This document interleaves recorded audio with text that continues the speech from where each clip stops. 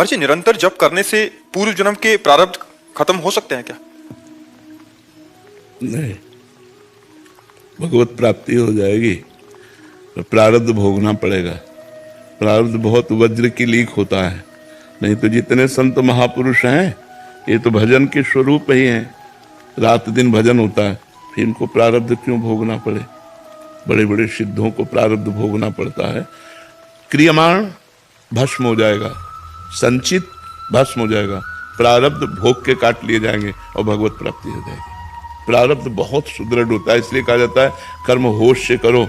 अगर गलत कर्म हो जाए तो उनको तत्काल प्रायश्चित करो, भस्म करो, नष्ट करो, कहीं वो प्रारब्ध न बन जाए। अगर प्रारब्ध बन गया, बड़े बड़े महापुरुषों को, रामकृष्ण परमहंस जी के गले में कैंसर था, बड़े बड़े महापुरुषों को कष्ट प्राप्त हुआ। तो ये अगर प्रारब्ध भजन से नष्ट किया जा सकता तो हो जाता, नहीं जाता। लेकिन प्रारब्ध भोगन अवश्य में वो भोक्तव्यम कृतम कर्म शुभ, इसीलिए डरना चाहिए। अगर पाप कर्म बन जाए तो उसे तत्काल विद्वानों से, संत महात्माओं से पूछ करके उसका नाश करना चाहिए। भजन है, अनुष्ठान है, तीर्थयाटन है, दान पुण्य है, उस किसी भी तरह से उस पाप कर्म को नष्ट कर देना चाहिए। अगर वो नष्ट नहीं हुआ और वो गुप्त पड़ा रहा तो प्रारब्ध बन जाएगा। प्रारब्ध बन गया तो अवश्य में भोक्तव्यम, ये भगवान के वचन है, अवश्य में भोक्तव्यम कृतम कर्म शुभाशुभम। जो तुमने शुभ अशुभ कर्म किए हैं उनका फल तुम्हें भोगना पड़ेगा।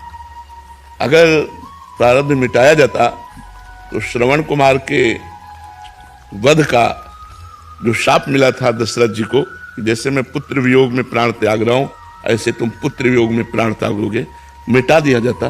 क्योंकि भगवान स्वयं जिनके पुत्र बने हैं, लेकिन ऐसा नहीं हुआ। वो वैसे ही पुत्र वियोग में तड़प तड़प के राम राम कही राम कही, राम राम कही राम, ऐसे प्राणों का त्याग किया। यदि उनके पुत्र कोई संसारी होते तो दुर्गति हो जाती, पर पुत्र सच्चिदानंद भगवान राम तो क्या कहना, सदगति हो गई। राम राम कह करके भगवान का चिंतन करके प्राण त्याग रहे हैं। लेकिन कितना बलवान कर्म है कि अगर श्रवण कुमार का वध अनजाने में बन गया और उनके माता पिता ने कहा जैसे मैं तड़प कर पुत्र वियोग में प्राण त्याग रहा हूं ऐसे तुम भी त्यागोगे, तो ऐसे ही उनको त्यागना पड़ा। तो इसलिए हमें लगता है कि प्रारब्ध कर्म बहुत बलवान है और उसको भोगना ही पड़ता है। अगर भोगना न पड़ता तो बड़े बड़े सिद्ध संतों के शरीरों में कोई पीड़ा ना होती, क्योंकि भजन के द्वारा परिपक्व हो गए तो उनके सारे के सारे पाप नष्ट हो गए। महाराज जी, नाम जप से कुछ कम तो हो सकता? नाम जप से सहने की सामर्थ्य आती है, सहने की सामर्थ्य आती है। वो व्यथित नहीं होगा, वो व्याकुल नहीं होगा, वो परेशान नहीं होगा, हर कष्ट को वो सह सकता है भगवान के भजन से इतना। और आनंद बना रहेगा, कष्ट में आनंद बना रहेगा। ये भगवान के भजन का प्रभाव होगा कि कष्ट में आनंद बना रहेगा। नहीं, कष्ट में कहीं आनंद होता है, पर कष्ट में आनंद बना रहेगा, ये भजन का प्रभाव होगा।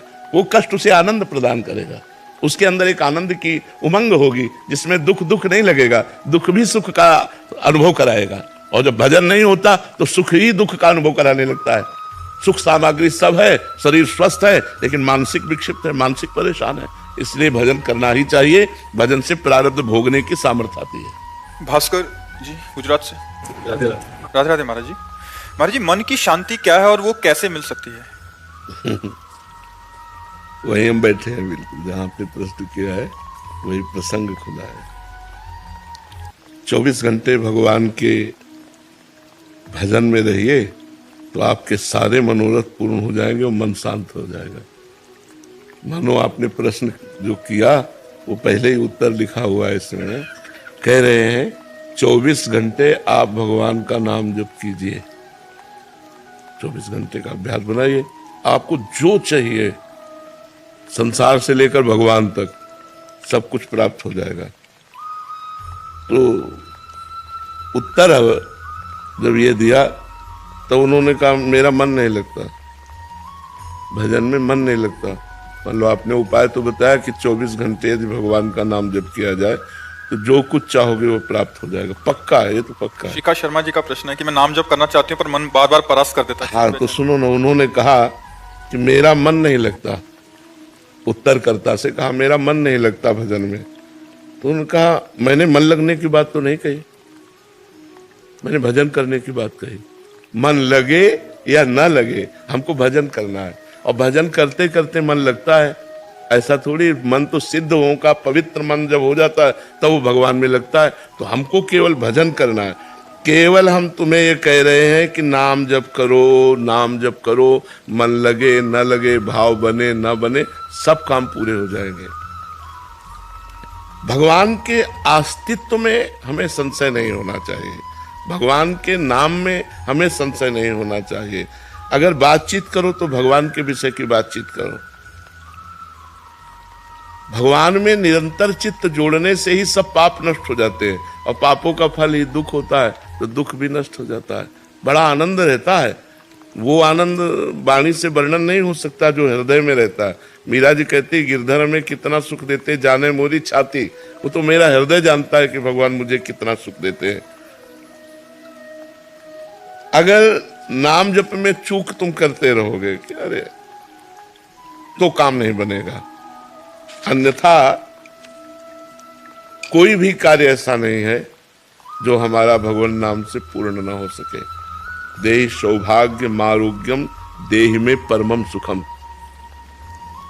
परम सौभाग्य और शरीर का स्वस्थ रहना और परम सुख, ये सब नाम देने की सामर्थ्य रखता है। अगर आप नाम जप करो तो कह दो आपका शरीर स्वस्थ रही है। जैसे ये हो कि मारोग्यम, तो आपका शरीर स्वस्थ नहीं है, आप दूसरों को नाम का उपदेश करके स्वस्थ करना चाहते हो, लेकिन आपका शरीर स्वस्थ नहीं, तो हम अस्वस्थ नहीं है, हम अस्वस्थ नहीं है। ये शरीर भले अस्वस्थ हो, हम बिल्कुल स्वस्थ है और बहुत आनंद में हम रहते हैं। आपको ऐसा लगता है हम दुखी आदमी है? हम दुखी आदमी थोड़ी, हमें लगता है हम बहुत बड़े सुखी आदमी हैं। तो हमको भगवान ने जो दिया वो नाम से दिया। देहि सौभाग्यम, नाम हमको क्या देता है? हमारा सौभाग्य बढ़ा देता है। गोस्वामी तुलसीदास जी के चरणों में जब अकबर बादशाह ने ताज उतार के रखा तो आंसू आ गए।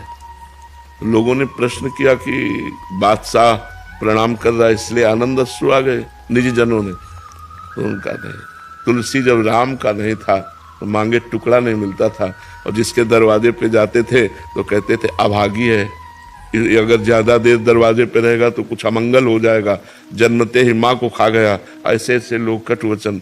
और आज राम का हूं तो बादशाह ताज उतार के चरणों पे रखता है। जब तुलसी राम का नहीं था तो मांगे कौर नहीं मिलता था, आज तुलसी राम का है तो बादशाह भी ताज उतार कर रखता है, इस बात पर कि मैं भगवान का हूं। इस देह में सौभाग्य, नाम भगवान जो जब करते हैं उनका सौभाग्य उदय हो जाता है। देखो, कोई कितना भी बड़ा पदाधिकारी हो, उसको कोई साष्टांग दंडवत नहीं करेगा, बहुत हाथ जोड़ के, बस इससे ज्यादा हमें लगता है सम्मान नहीं होता किसी का भी। लेकिन संतों का सम्मान कैसे होता है? साष्टांग लौट के, पंचांग करके, पंचांग या साष्टांग लौट के होता है ना, इससे बड़ा क्या हो सकता है? किस बात के लिए सौभाग्य उदय हुआ? भगवान से जुड़ने के कारण। एकमात्र भगवान का नाम, भगवान का आश्रय, उसी भगवान के नाम आश्रय से। देखो इसमें लिखा है नाम जब करोगे तो देहि सौभाग्यम, सौभाग्य प्राप्त हो जाएगा आपको। जो आप दुर्भाग्य में भटक रहे हो, ये दुर्भाग्य हट जाएगा और सौभाग्य प्राप्त हो जाएगा। और देहि सौभाग्य मारोग्यम, आरोग्यम, भगवान के नाम के जपने से जो रस निकलता है ना, नाम का, नामामृत का रस, जैसे हम राधा राधा राधा, तो जो रस निकला ना, और जब उसको घटकते हैं ना तो हमारी अकाल मृत्यु का नाश कर देता है। हमारे जो पापाचरण के द्वारा भारी से भारी रोग आकर हमको पीड़ित करने वाले, उनका प्रभाव नष्ट कर देता है।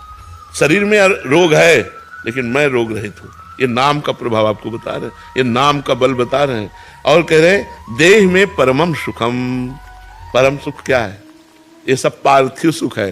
परम सुख है प्रियालाल की रूप माधुरी की झलक आ रही, उनके प्रेम में आंसू बह रहे हैं, उनके लिए हृदय तड़प रहा है, ये परम सुख है।